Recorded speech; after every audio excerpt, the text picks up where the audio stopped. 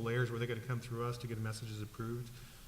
We did find with the incident where the student brought a gun on campus, again, we didn't have our systems completely alive at that point, that the public information officer wasn't in sync with the incident commander, who wasn't in sync with the president. So you had three different voices that were giving out different information to the press and to the students and the faculty, and it just led to a confusing situation. So one of the things we're focusing on now is the periodic training and also setting up the protocols of who's the official voice, who has the ability to send out these messages, and it's really a team effort. And the incident command teams or the incident teams have the primary and secondary and tertiary people that are responsible for certain things.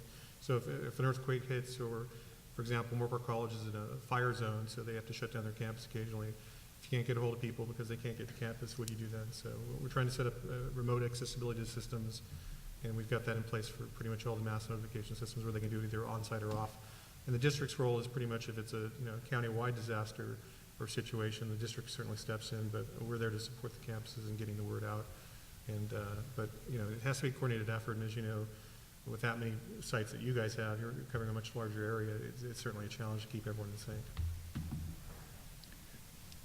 If I may tag on the accessibility issue, this is a huge problem to which we really, in the field of public warning, don't have real satisfactory solutions yet. It gets really complicated, particularly when you're in an urban area, when you may be dealing with not one or two languages, but 20. I got an interesting take on this from some colleagues in Australia who said, the real issue is not the mechanism of isolation, it is the isolation itself. The problem is people who are isolated, and they can be isolated from the information flow in a number of ways. They may just be working in a basement lab late at night. A lot of ways to get isolated, and that's the larger problem. I get to review papers occasionally, and I saw a very interesting one out of Sweden, actually, recently. I hope I'm not committing some academic crime by mentioning the thesis. But the thesis was that we need to view, they were talking about messaging to wireless devices, cell phones and so forth, and comparing the sort of hierarchical, authority-driven model with peer-to-peer activity. And their suggestion was that it's not a matter really of the two competing, it's a matter of creating the best synergy, seeding word of mouth, if you like, so that the community can itself help us fill those gaps and bridge some of those gaps that we may not always have the official mechanism to satisfy.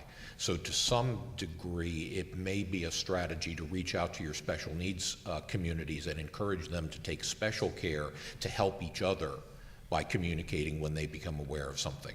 Not saying that's a solution, but it may be a strategy to mitigate the admitted inadequacies of current technology there. So to piggyback on that, Linda, it might be that Orange County, and I'm not sure, I only know the experience in my county, but we do have a special needs working group that meets on, okay, great. Addressing some of those issues, but as you know, you start at the county, you go to your jurisdiction, to your city, but by the time it hits education, it's difficult. We did this with Golden Garden, and we have such a high, multiple special needs population throughout our campuses. Just the basic evacuation needs. We have a whole campus of streets, and most of them are wheelchair bound. We don't have a possibility on buses county-wide with wheelchair, we limited to 3 to 4 wheelchairs per bus. How many evacuate? So I understand that's a huge issue going on, but the communication part for us is challenging. And we don't have the networks or the funding that some of the other jurisdictions have to push that through. It creates so many challenges, and the work is not done, not by any means. Well, and of course, we just go back to the Hurricane Katrina and the lessons that it taught us about these special populations and their difficulty in things that the mobile, for example, could just take for granted. We clearly have to reserve services in these situations based on need, and so we need to think of the most vulnerable in a special way. Did you receive the response or the okay with the Okay, who's next? I have a question. I went to a learning and learning seminar that I believe Art was a part of, where they were talking about the SMS issues in terms of it being overloaded. And you talked about a federal standard for that and through the technologies, and that they were looking at new technology that would hopefully assist in that problem, because SMS is not the solution when you're talking about mass notifications. You're going to have bottlenecks, you're going to have failures. And I was just wondering where the federal government is with the new standards and where technology is with all that. And what does that mean for people that do have SMS technologies currently? The problem is that SMS, like voice phones, is a shared infrastructure that wasn't designed for huge traffic surges. And so we have the New Year's Eve and Mother's Day and Super Bowl congestion effects in the SMS world, just like we do in the voice world, that we don't hit that ceiling quite as quickly, but we can definitely hit it. And therefore, questions have been raised mainly by the cellular industry as to whether SMS is a scalable alerting solution. Now, it may be that for any but the largest campuses, that's not so much of an issue. Although you're also in there competing with the organic sort of traffic that's been mentioned is generated once something happens. So we need to, I think, be careful about, the sort of magical thinking that SMS, automatically cuts through everything. It really doesn't. Under some legislation that was passed in late 2006, the Federal Communications Commission convened a commercial mobile alerting advisory committee. I was involved in that. In the course of 2007, a design, and most of the major cellular carriers and a number of the smaller ones were also involved in that.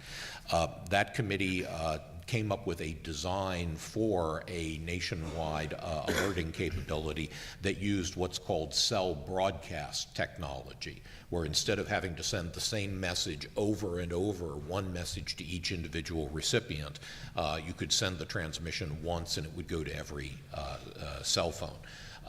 That's a technology that exists but historically has not been implemented. They said, okay, now we will roll it out. FCC rulemaking occurred in 2008. The timeline anticipated there was that this national system would roll out sometime in the 2010-2011 timeframe. I don't think that has officially been changed. However, it is somewhat complicated by the Department of Homeland Security's efforts at an integrated public alert and warning system, about which probably the less I say this morning, the better. So I think that we probably need to be aware that other solutions are available, but not wait underwater for them at this point, regretfully. Could you please introduce yourself first? We're filming all this. Sure. Hi, my name is Deborah Bruckman. I'm here with the City of Los Angeles. Just to put some faces to names. I just want to follow up on Marissa's message regarding San Diego County's partnership with universities and colleges. For those of you who don't know, the city initiated a university consortium. It's the city's partnership with colleges and universities in the city of LA or in direct surrounding areas of the city, where we essentially focus on the same goal of information sharing, partnering and training exercises, and offering resources that we have. In the same vein, we are offering Web EOC and our Fusion Switch system to all colleges and universities in the city of Los Angeles. And our next quarterly meeting happens to focus specifically on that. So it's on March 17th. Peter has my contact information. I'll be here if anybody's interested. Your campuses should be aware of it. If you haven't seen that information, you're welcome to join us. Thanks for coming today, Deborah. I would also like to point out real fast that Deborah and Peter and myself, we really represent three organizations that are doing a lot to partner amongst ourselves. I mean, between the community colleges, the CSU, the City of LA,